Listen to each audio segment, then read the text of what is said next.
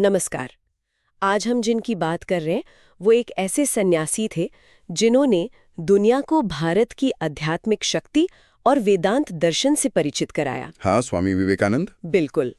हमारे पास उनके जीवन और ख़ास तौर पर शिकागो धर्म महासभा के उनके अनुभव पर केंद्रित कुछ जानकारी है। जी। तो देखते हैं इस जानकारी के जरिए स्वामी जी के विचारों और उनके प्रभाव को कैसे और अच्छे से समझा जा सकता है। हाँ, बिल्कुल।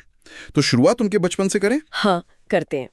उनका जन्म का नाम था नरेंद्रनाथ दत्त, 12 जनवरी 1863 को कलकत्ता में। कहते हैं बचपन से ही बड़े जिज्ञासु थे, मतलब सवाल बहुत पूछते थे, तार्किक सोच वाले थे। हाँ, और फिलॉसफी में ग्रेजुएशन किया।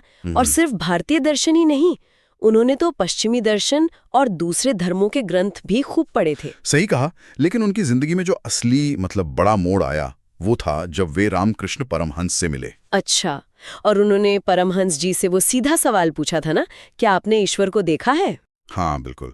और रामकृष्ण परमहंस का जवाब भी उतना ही सीधा था।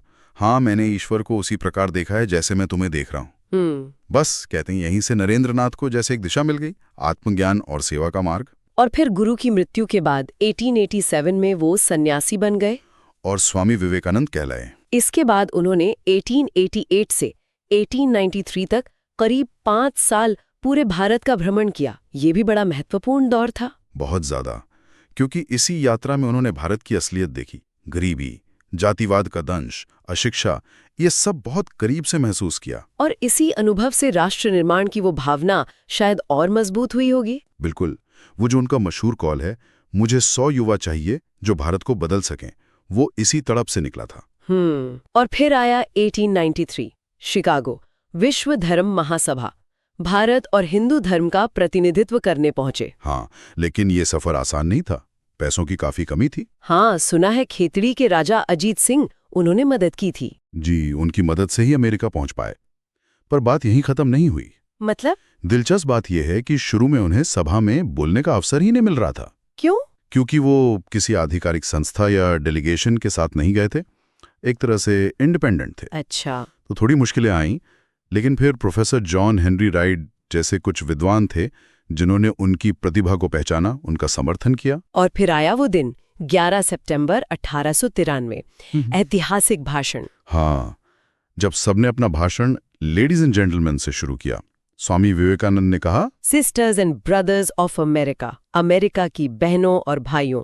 और कहते हैं कि इस संबोधन पर ही पूरा हॉल करीब 2 मिनट तक तालियों से गूंजता रहा। जबरदस्त असर हुआ। लेकिन क्या सिर्फ संबोधन ही था? यह भाषण में और भी कुछ खास था? नहीं, संबोधन तो बस शुरुआत थी। असली बात तो उनके भाषणों का कंटेंट था। धर्म, सहिष्णुता, वेदांत, मानवता, इन सब पर उन्होंने जो कहा। खास तौर पर वेदांत की बात है ना? बिल्कुल। उन्होंने कहा, मैं ऐसे धर्म का प्रतिनिधि हूं जिसने दुनिया को सहिष्णुता और सार्वभौमिक स्वीकार्यता का पाठ पढ़ाया है। ये बात उस समय पश्चिम के लिए काफी नई थी। हाँ, और इससे दुनिया भर में भारत की प्रतिष्ठा बढ़ी।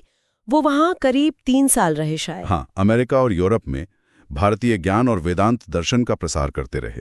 फिर वो भारत लौटे और लौटकर 1 मई 1897 को बेलूर मठ में रामकृष्ण मिशन की स्थापना की। जी, ये उनके भारत भ्रमण के अनुभवों का और गुरु रामकृष्ण की शिक्षाओं का एक व्यवहारिक रूप था। सेवा, शिक्षा, समाज सुधार इसका मुख्य उद्देश्य बना। नर सेवा, नारायण सेवा। उन्होंने कई ग्रंथ भी लिखे, राजयोग, कर्मयोग। हाँ, ज्ञान योग, भक्ति योग, ये सब योग के अलग अलग मार्ग हैं आत्म साक्षात्कार के लिए। कर्म करते हुए कैसे ईश्वर को पाना है, ज्ञान के जरिए, ध्यान के जरिए, ये सब समझाया। सोचिए, इतना सब कुछ, और जीवन काल बहुत लंबा नहीं रहा उनका। हाँ, ये दुखद पहलू है।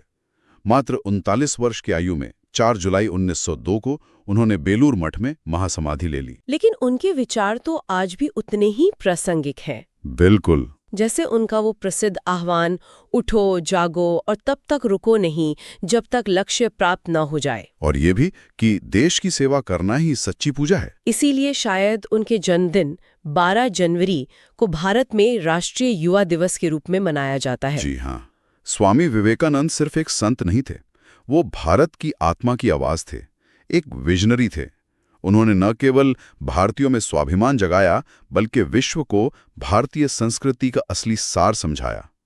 उनका जीवन आज भी एक प्रेरणा है। जागृति की, शक्ति की और हाँ, संघर्ष की भी।